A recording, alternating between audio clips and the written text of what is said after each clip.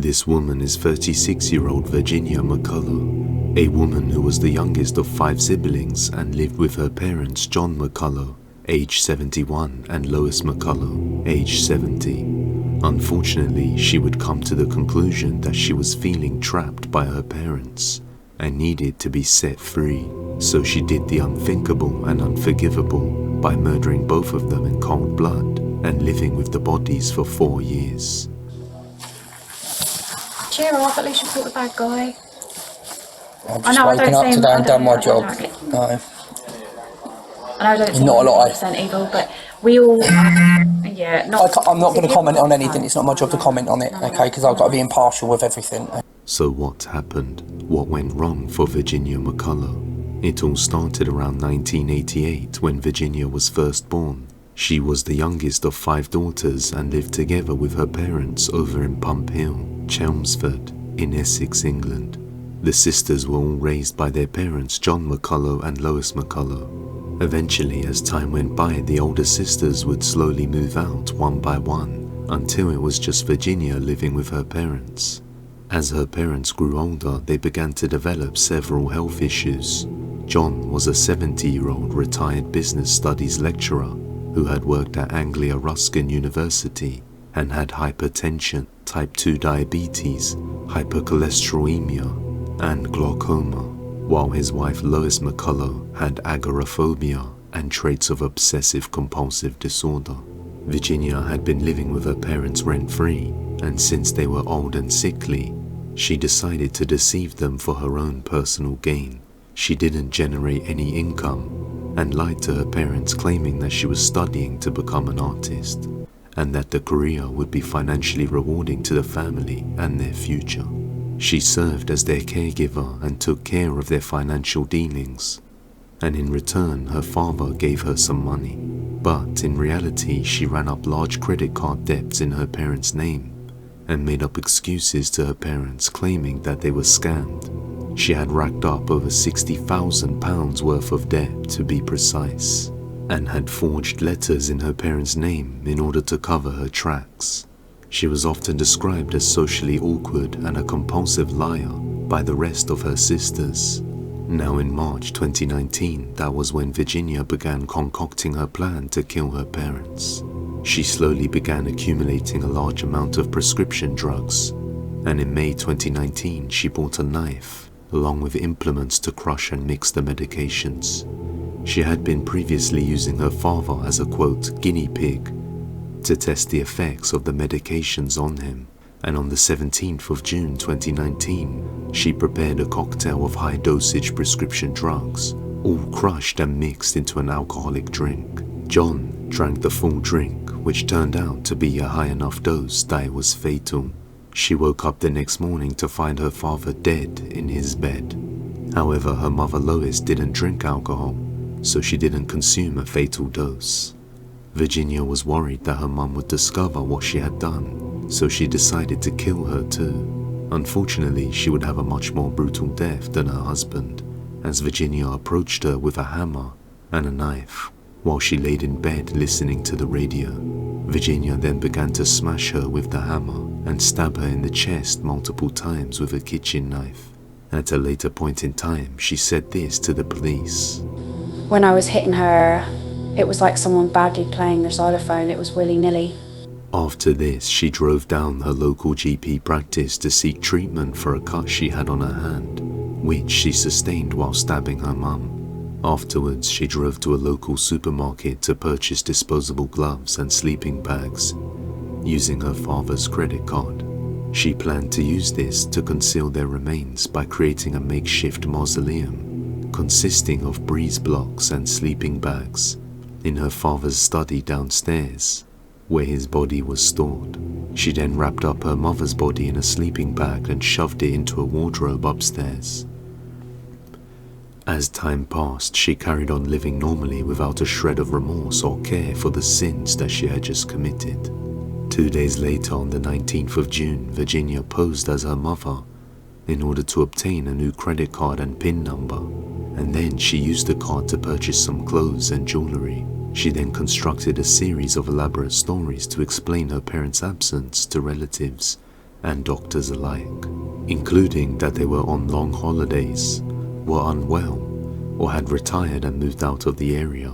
She also deceived relatives by sending birthday cards, gifts, and even text messages to keep up the pretense that they were still alive. If that wasn't enough, Virginia went on to claim her parents' pensions as well, selling their assets and using their cards, which gained her over £149,697.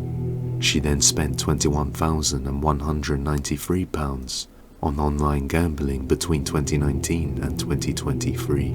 In September 2023, Virginia had cancelled many medical appointments on behalf of her parents, and the fact that this was during the COVID restrictions and lockdown period further aided in her deception and worked in her favour.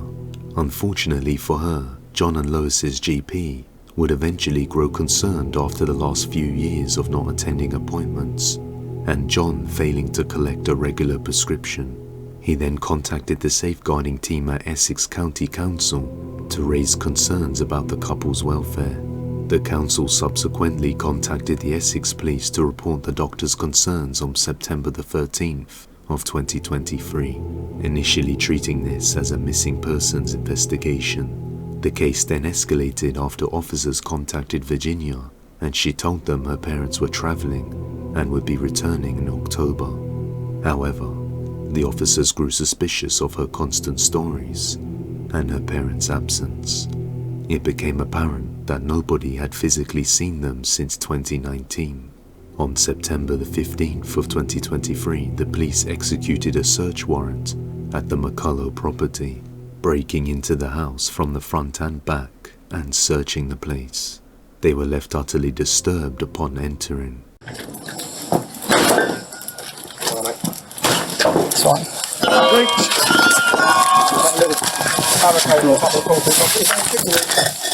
No one in here at the moment. Hold on. The police. Got it. Stay where you are. Stay where you are. Show me Stay where you are. Show your hands. Yeah. Jenny. Yep. Jenny. Cool. The time is 12:12. You're under arrest on suspicion of murder against Jonathan McCullough and Lois McCullough. Yeah, Okay? okay. You don't say anything, but it may harm defence. If you do Can not I just mention take my coffee? when questioned, so much like to report anything you do so have evidence. Okay? Alright, your arrest is I'll necessary cooperate, I'll for a prompt cooperate. and effective. Is there anything in the pocket we should know about? Yes, there Where? is. Can I take you to it? No, you can tell me. Can you go in there for a second, just so I can tell you something about what's in there? Yeah? Yeah. Thank you. And then, Yeah, Want to tell us the only something reason about I what's in said I need to tell you something about what's upstairs on the top floor as well. It's fine. Yeah, okay. It's a bit more quiet, huh? Is it here on there? Yes, mind your feet, so obviously we can Honestly, I'm not that phone. No, it's fine. I know, but obviously I've got to be careful. My dad's body's in there. Right, okay. Yep, okay. Obviously I'll Where about say, your mum? a little bit more complicated. Okay.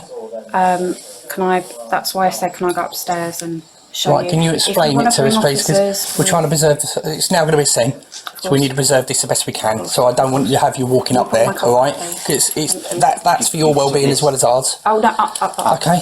So what? Thank you. Where Can I grab will some we hairbands find your as mum? well, if possible? Where will we find your mum? Okay, so upstairs there are about 5 wardrobes. Yep. It's behind the bed, at the back, next to the sink. That's the second one. I slipped 5 of those into his drink.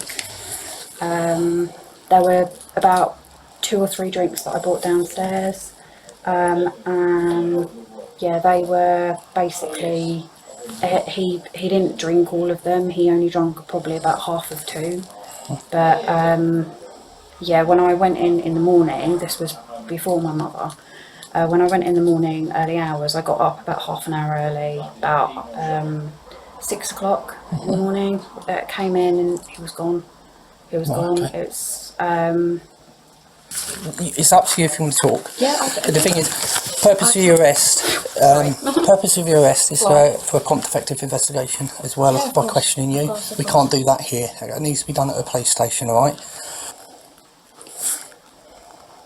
I did know that this would kind of come eventually, and it's proper that I serve my punishment.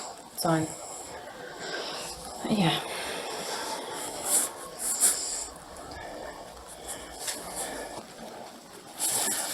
Okay, so Virginia, I'm just going to ask you this. This is what I've written down based on the information you just told us, because what we regard as a significant comment, because you've made it under caution after your arrest. By the way, are part of, they're my granddad's. Okay, right. So I've written this, please.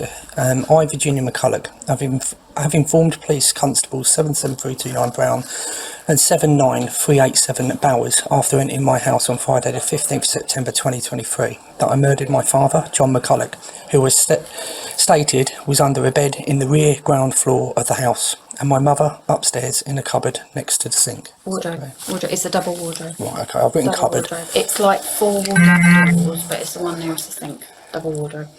The cupboard. Yeah. What's significant as I've written down there here now, I've just read out to you. Are you happy to sign that, to say that's a true account? Yeah.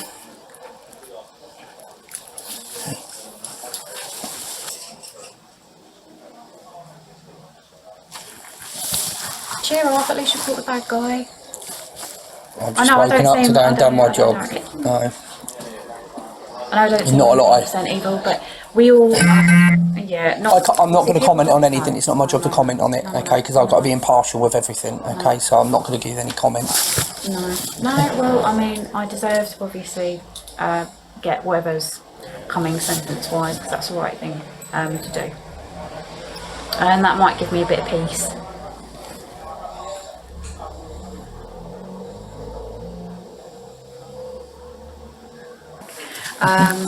Also in the handbag as well, there's and again, because you're probably going to need to know about it, there's a card in there, card one money,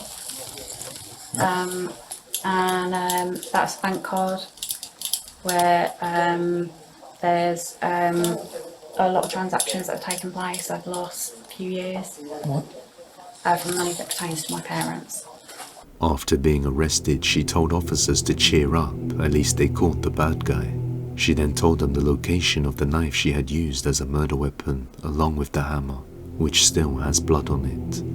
So, murder weapon is upstairs in the toilet room, kitchen knife, it's in the middle of the brown carpet.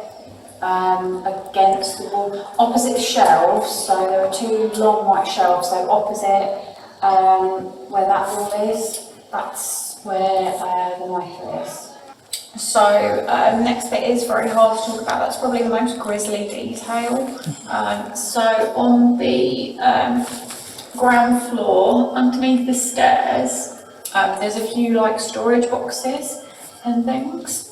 And in the middle, I think it's in one of the boxes or in a bag or something.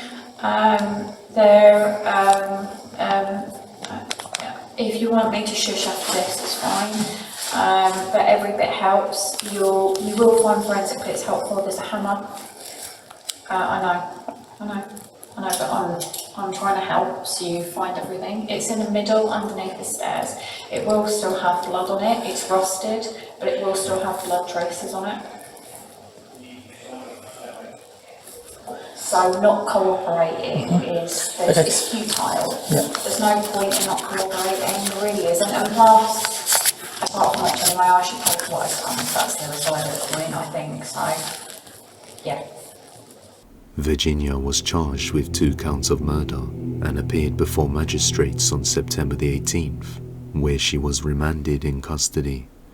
On the 19th of September, she appeared at Basildon Crown Court via video link.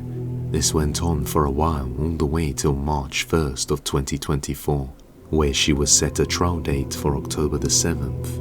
But on a hearing in July the 7th, Virginia McCullough pleaded guilty to both counts of murder, and a sentencing hearing was scheduled to be on October the 10th, which then took place on the 11th. During the hearing, it became apparent that Virginia was previously diagnosed with paranoia and autism, and the defense stated that it isn't an excuse for her actions, but in some way explains her actions. Mr. Justice Johnson, who was acting for the prosecution, stated that she had robbed her parents of dignity in death, and her conduct amounted to a gross violation of the trust that should exist between parents and their children. He offered that she must serve a minimum of 36 years in prison before being considered for parole. So on October the 3rd of 2059, she'll be considered eligible. Following the sentencing, Detective Superintendent Rob Kirby of Essex Police described Virginia as an intelligent manipulator who chose to kill her parents callously without a thought for them or those who continue to suffer as a result of their loss. The details of this case shock and horrify even some of the most experienced murder detectives, let alone any members of the public. Nicola Rice of the Crown Prosecution Service said that the case was truly disturbing and had left behind a trail of devastation, adding, "I can only hope that the sentence passed today will help those who loved and cared for Lois and John begin to heal."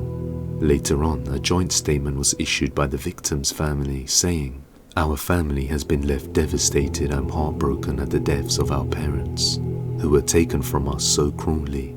As we try to move forward with our lives, we will remember the happy times we enjoyed with them. Our mum and dad are forever in our hearts, and are loved and missed beyond any measure." It was later established that Virginia had manipulated and abused her parents' goodwill for financial gain, and as time went by, she sunk further into debt in her parents' names, which got to the point where it was becoming increasingly difficult for her to hide this from her parents, which must have somehow caused her unease and discomfort, and in order to be free from this, she decided to murder them. You could say her paranoia played a part in this, but in the end her actions caused a lot of suffering to many people.